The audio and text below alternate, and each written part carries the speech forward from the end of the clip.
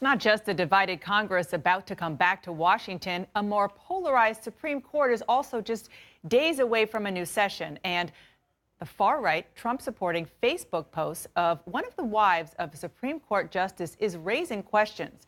For years, Ginni Thomas, Justice Clarence Thomas's wife, has been a vocal presence in conservative circles. But as CNN's Jessica Schneider reports, her more recent rhetoric is #MAGA all the way. I, Clarence Thomas. A Supreme Court spouse for decades, Virginia Thomas, better known as Ginni, is well known for speaking out among conservative circles. The second Reagan revolution is growing. But it's her recent rapid succession of Facebook posts blasting Democrats and promoting highly partisan views that are prompting pushback. Earlier this month, Thomas put up this meme asking, "Where is the wall?" portraying California as a war zone where undocumented immigrants attack and carjack Americans. She reposted this claim of Democratic voter fraud after the midterms with no proof at all. She has even derided Republicans for not going after the left, who she's labeled as liberal fascists, 1 week after a Nazi sympathizer killed a woman in Charlottesville. One user responded to a recent post, "You're literally married to a sitting Supreme Court justice and you put out this partisan propaganda. You tarnish the people's faith in the court and you ought to be ashamed of yourself." Ginni Thomas has every right to have whatever opinion she wants. She has every right as an individual to express those opinions publicly.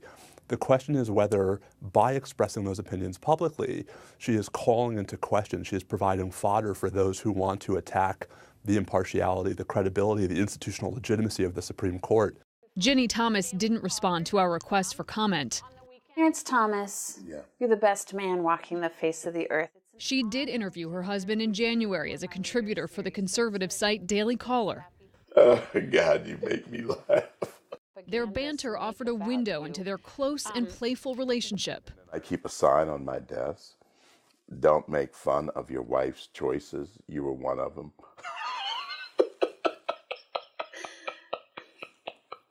Thank you. I really appreciate that. And that's so true. Okay, what do you say? Plus, I love my wife, so.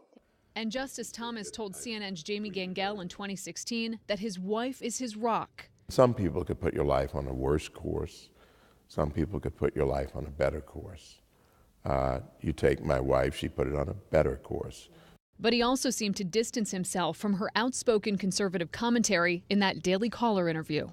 As a judge, you don't get to be on one team or the other. You have to think independently in order to live up to the oath that you take. And the best part of being a justice? It's, first of all, it'd be impossible without you. I have to be honest. And Justice Thomas and his wife have been married since 1987. And Ginni Thomas was an outspoken political advocate even before they met. But Dana, Supreme Court watchers do warn that even though she is entitled to her own opinions, with such close scrutiny of the Supreme Court in this upcoming year, it could become even more important to stay away from any appearances of impropriety. Dana? Jessica, thank you so much. That interview between husband and wife was interesting. Thank you. Back around the panel. Okay, so as Jessica reported, look, Ginni Thomas, I remember when she was working for Dick Armey in the 90s. You worked with her in conservative circles back then. What's your take on all this, Bill Kristol? Well, she's gone a different way than I have in terms of Donald Trump and in terms of some aspects of conservatism, but I don't think there's really a story here. There's zero evidence that Justice Thomas has voted some way on a case because of his wife's views. I mean, he's a very consistent justice, a very strong originalist. I think most court watchers could predict a lot of his opinions based on his jurisprudential views, and no one's ever said, oh, look at that case. That's a weird one, where obviously his wife has somehow had to take a political view. So I really don't think it's an issue. She was very opinionated and vocal and involved in the conservative movement. I've been involved with her on many issues. She was this way well before he was on the court, and she's been very outspoken on certain issues, the NFL and entitlements, and what she views as those on the left taking away the rights of all Americans, and she's always been outspoken on that.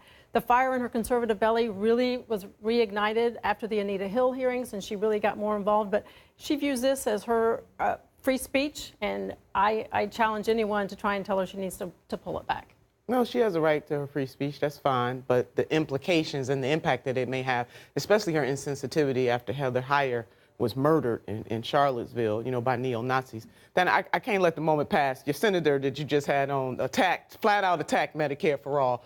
So, you know, about 44% of Americans in this country could not pay. They skipped going to the doctor because they couldn't pay their medical bills. I'm sure some of those folks live in Indiana.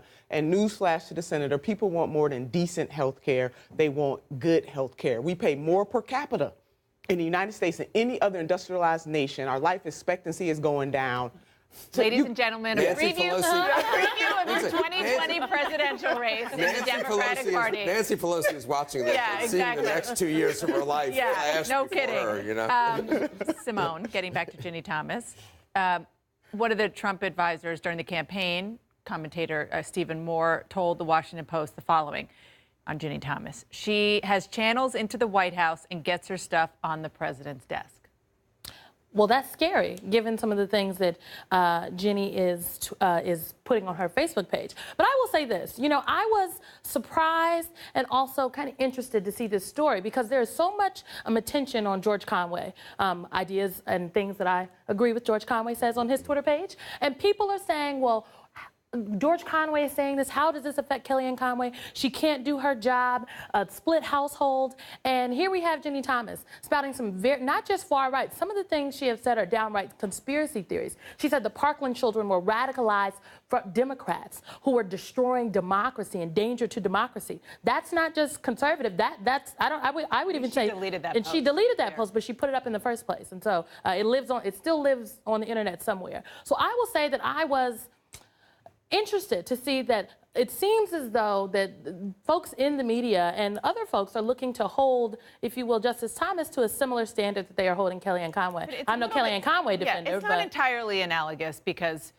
George Conway is speaking out against the policies that Kellyanne Conway, his wife, goes into the office every day to defend, and it's more murky what's going on in the Supreme Court. But I think the question is can you be held responsible for something that your spouse says and does in their personal and private time? And I think that it's not totally out of the question. I think there are valid concerns here when it comes to the things that Ginni Thomas is putting on her Facebook page. I think Justice Thomas has been very clear and consistent on his views and certainly how he has behaved and acted and ruled on the High Court, and that hasn't changed. And like I said, they're two strong-minded people, and certainly as that piece showed, they're madly in love. But look, she's a strong voice for the conservative movement. I'm actually glad she's getting some attention because she's been very active in the conservative movement for many, many years.